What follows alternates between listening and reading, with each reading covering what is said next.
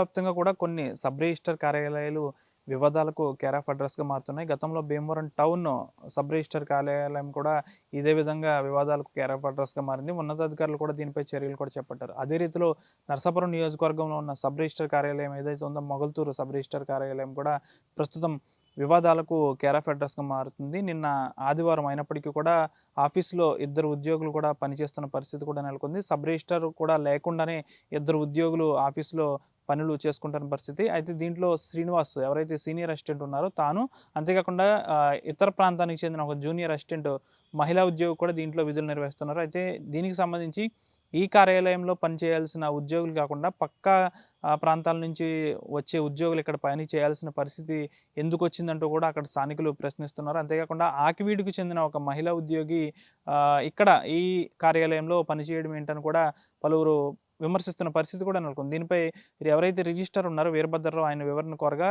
Pending వర్కులకు సంబంధించి నిన్న కార్యాలయం తెరిచాము. అయితే శ్రీనివాస్ ఒక్కరే చేస్తున్నారనుకున్నాం గానీ, ఎవరో మహిళా ఉద్యోగి అయితే వస్తున్నారని దాంట్లో పని చేస్తున్నారని అయితే నా దృష్టికి రాలేదు. ఆయన్ని ఈ విషయంపై మందలించానని కూడా ఎవరైతే రిజిస్టర్ ఉన్నారో వీరభద్రరావు కూడా వివరణ ఇచ్చారు. అయినప్పటికీ కూడా ఆదివారం సబ్ రిజిస్ట్రార్ లేకుండా, సబ్ రిజిస్ట్రార్ ఉండి కార్యాలయం తెరవాలి. ఆయన సమక్షంలోనే పనులన్నీ జరగాలి. కానీ సబ్ రిజిస్ట్రార్ లేకుండా కేవలం ఒక సీనియర్ అసిస్టెంట్, అంతేకాకుండా ఇతర ప్రాంతాల నుంచి వచ్చిన ఒక జూనియర్ అసిస్టెంట్ మహిళా ఉద్యోగి చేత ఆ కార్యాలయంలో ఎటువంటి పనులు చేయించున్నారనే దానిపై కూడా అధికారులు వివరణ ఇవ్వాల్సిన అవసరం ఎంతైనా ఉంది. ఎందుకంటే ప్రస్తుతానికైతే మొగల్తూరు సబ్ రిజిస్ట్రార్ కార్యాలయానికి సంబంధించి తీవ్రమైన విమర్శలు అయితే వెల్లువెత్తుతున్నాయి.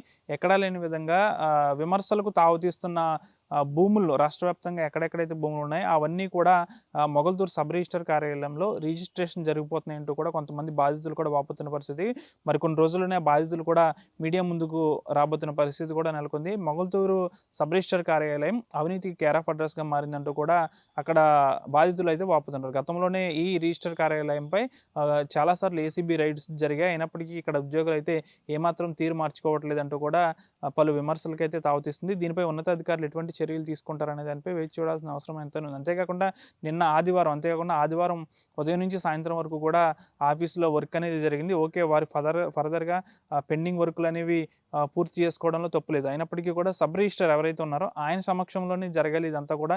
ఎందుకంటే ఆస్తులకు సంబంధించి విలువైన పత్రాలన్నీ కూడా సబ్ రిజిస్ట్రార్ కార్యాలయంలో ఉంటాయి కాబట్టి సబ్ రిజిస్ట్రార్ అనేవారు అక్కడ ఉండాల్సి తీరుతుంది. కానీ ఆయన నిన్న ఆదివారం కాబట్టి ఆయన ఇతర ప్రాంతాలకు ఆయన పర్సనల్ పని మీద వెళ్ళిన పరిస్థితి కూడా నెలకొంది. పెండింగ్ వర్క్ చేసుకోవడానికి కార్యాలయానికి సంబంధించి ఉద్యోగులు అనేవారు ఉంటారు.